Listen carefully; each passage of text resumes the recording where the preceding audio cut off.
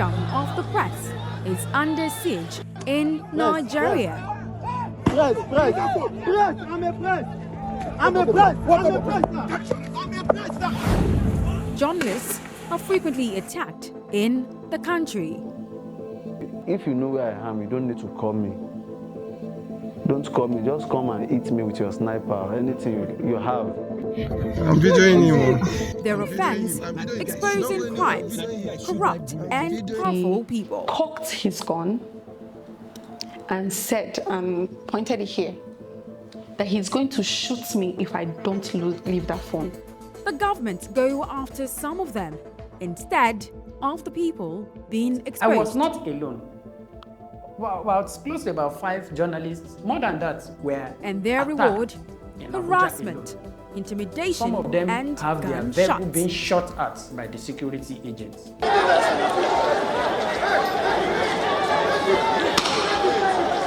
So people read the stories, right?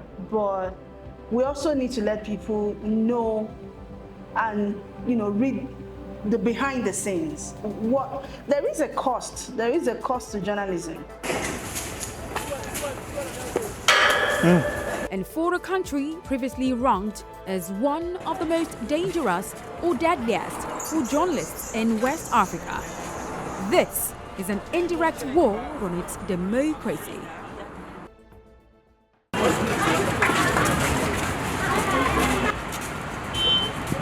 This is Ademola Popola. He is a journalist and also a survivor of press attack. Ademola and his colleagues were attacked while covering protests at the Moshood Abiola Stadium in Abuja. I was with my colleagues. We were just gisting, and the police had already dispatched the. After the protesters were dispersed with tear gas by the police, some masked DSS officers arrived in unmarked vehicles and started shooting live rounds at them. They started pointing gun directly at us. Till date, I kept this. I don't know how my parents will feel seeing this right now. This was not the beginning. I don't want any one of them to hear about it. Within the first 6 months of President Bola Tinubu's administration, 37 journalists were attacked, mostly by security agents. And over 140 attacks have been recorded in just a year. Security agencies have gone broke, by just outrightly abducting journalists without any prior invitation. Some victims were detained illegally, wounded and kidnapped by security agents.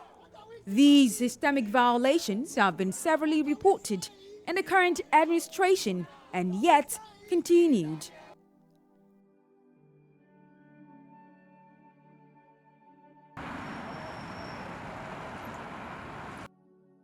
Journalists like Kosarachi vanished in the capital city in February. It's a very free route. You don't expect traffic. Even during Mondays, working hours, tight traffic, you don't see it there.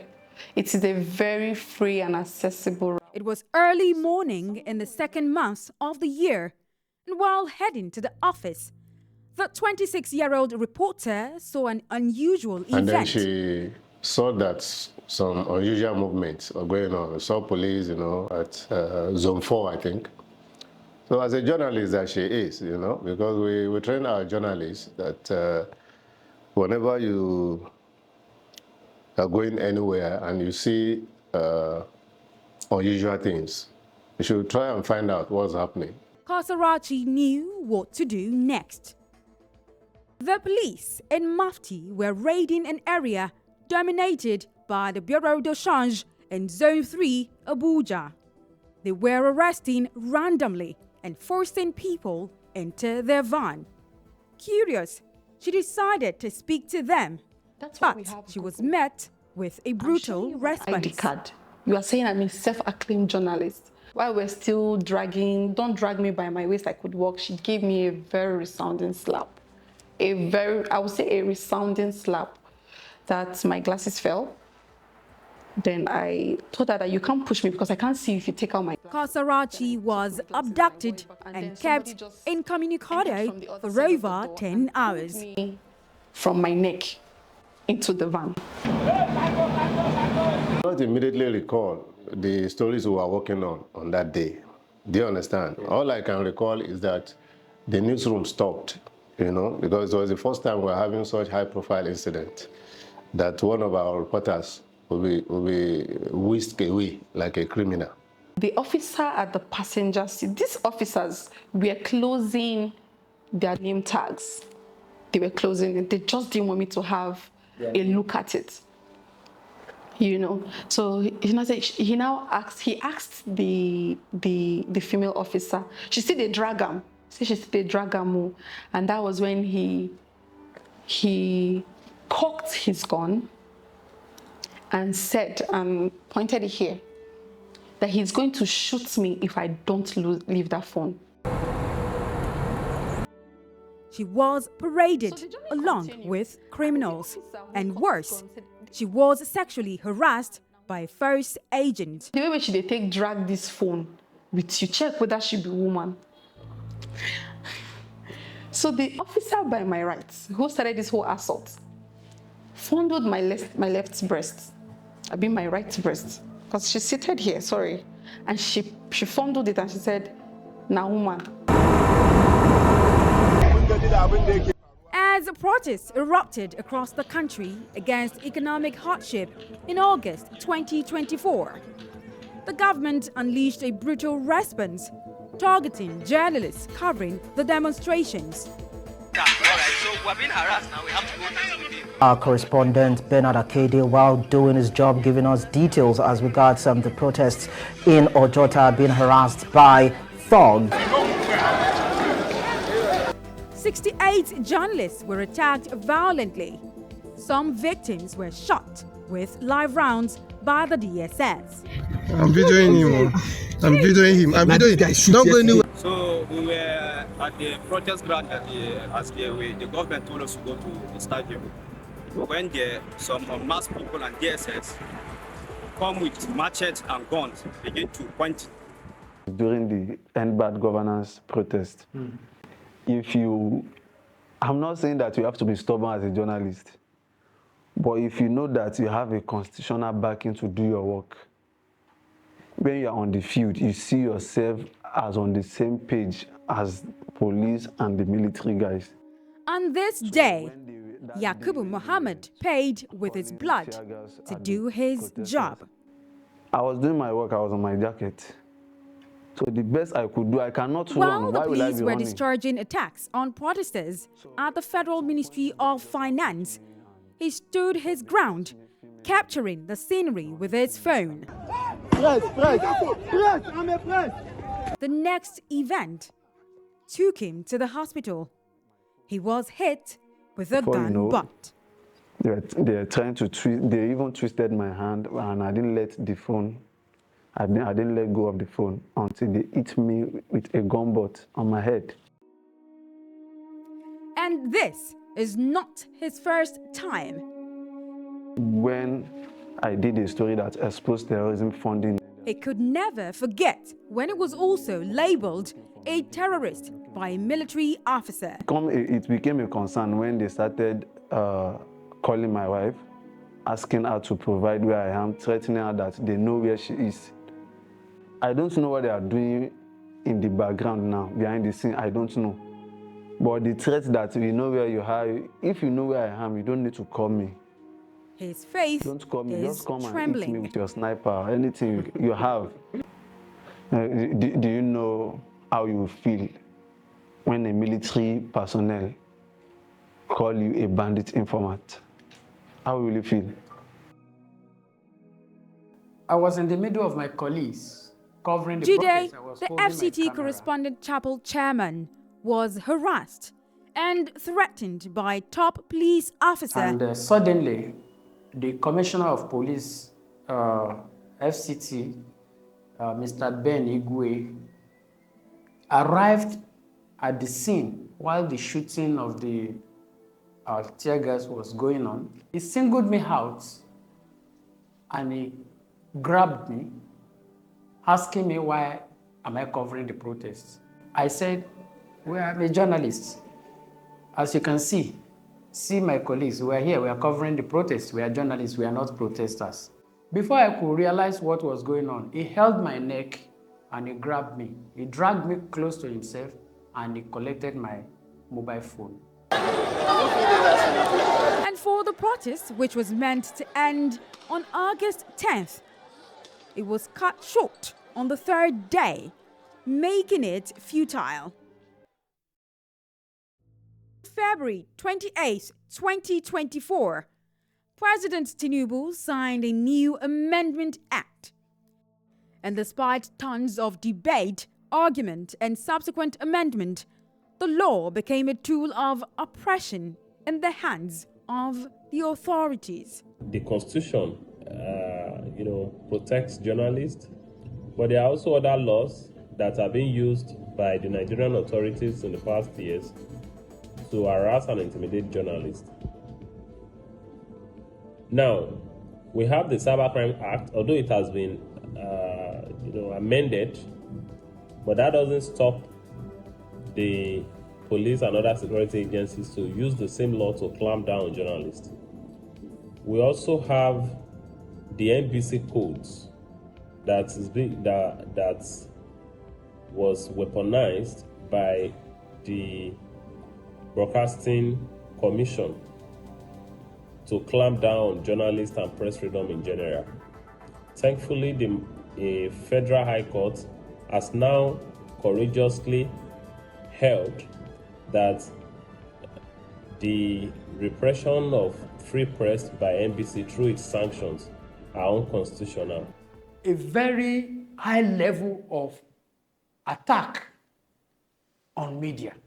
Immediately at the beginning of that protest, I was not alone. Well, it's close to about 5 journalists, more than that, were attacked in Abuja alone. Some of them have their vehicle being shot at by the security agents. Many of them sustained injuries on their head. So when you go to the police station, what I expected police as a civil distinct to ask him whether he had For Hamad, he was handcuffed and detained. His offense was exposing an unregistered water factory. Running the water factory without registration is a criminal offense against the state. What I expected the police is to ask him. He was later diagnosed with high blood pressure. I think 3 days after, I noticed that I'm not feeling well again, so I had to go to the hospital. So the doctor confirmed that my high blood pressure, I have a high blood pressure. While Hamad could survive the health challenges, it broke many. Did you notice any unusual act after this whole issue? This lady has not gotten herself back from this event. Did you notice anything like that? Oh, yes, of course we noticed. In fact, the chairman of the company even wanted her to go to the hospital, wanted to take her to the hospital to see a doctor or see a psychologist. You understand? Because it kind of traumatized her. What does this mean for the country's democracy? If you look through the data, if you do an analysis of the data that we currently have on Press Tracker, you will find that the numbers have continued to increase even in our so-called democracy. Now, that's something that a pattern that we need to watch out for. So you would assume that under the military regime, right, we should have more numbers or more incident of attack, right? But what I think we have, and you can try and attempt the disaggregation, you will just find that between that time, the Fourth Republic, when we came back to democracy, the number has continued to increase. And there can only be one definition of what is happening, that the democratic environment is hostile to journalism, hostile to free press, hostile to freedom of expression, and hostile to the right of people to access Obstruction information. of press freedom jeopardizes the truth and accurate information for the public. And where journalists are afraid to report incidents with facts, the people and even the government are misled. Who, out of fear of possible intimidation, harassment, and even attacks or arrest, can decide on their own without even letting the editor know or the newspaper know to avoid reporting certain stories. So once the environment of fear is in place, it can, even some organizations can decide to just avoid some stories altogether, finding that it may be needless to just face some kind of consequences that it may bring. Bearing in mind that in Nigeria, you hardly get justice for such attacks when you fall victim of such attacks, of such harassment. So it may just, journalists may, or even newsrooms can just say, please, let's stay away from this. So people read the stories, right? But we also need to let people know and, read the behind the scenes. There is a cost to journalism. We can talk about, journalism have impacts. When journalists tell stories and, somebody is eventually held accountable, or some social goods are delivered to the people. These are very good impacts. So we need to talk about what is the cost of great journalism. And I think the Inspector General of Police is a great disappointment, because he came with when he came, a lot of people have had the expectation that he's a civilized man. And being someone that has worked with the president before, who is a Democrat, you understand? We expect that the police will become a more civil force. But unfortunately, that has not been the case. In fact, the reverse has been the case. The way the police relate with, it's just as if we're working at cross purposes. That's the way it has been under this IG. I do not agree that the approach should be abduction and rendering these journalists incommunicado. I think that is very problematic, because anything can happen to that journalist within that time frame. So reporters in Nigeria get attacked by the police, the military, thugs, and even non-state actors. The forms of various attacks that journalists face in Nigeria today, but they can also be blamed for inaction when journalists come under attacks or harassed, or even kidnapped, or even killed by non-state actors. Yes, I will tell you that we love to seek for justice. Even that time, we wanted to take it further. You get it. But you see, what you're going to ask yourself is that what will come out of it. And I strongly believe that what we need right now is better legal framework for the protection of journalists in Nigeria. Not just that, I also believe that journalists should be adequately remunerated. And I also firmly believe that journalists require more training so as to face the circumstances of the autocratic circumstance. The police refuse to comment on these, despite many attempts to get them to. The commission is not the police. Police directly in charge of the operations. The police is in charge of the operations. The Police Service Commission claimed not to have received reports enough from journalists. And for you to get into this, there should be an official report. That is what I just want you to know. Okay. So there must be a report. If you write, and I know that all the reports I've gotten in the process of treating them. In some cases, Commission can even write to the IG for explanation on some issues that they needed some explanation. Under the same FCT, sir, we have seen several police harassment and attack on the media, sir. When you see the attack, report it. when you report what happens to you, and as a media, look, you people are powerful than we politicians. You destroy us now, you make us. You know that. So don't come here and pretend as if you don't know where you are. We report and it, you want me to come and start talking for you. You people are the ones that make us and destroy us. So make your case. There is more to these attacks, and it does not seem to end anytime soon.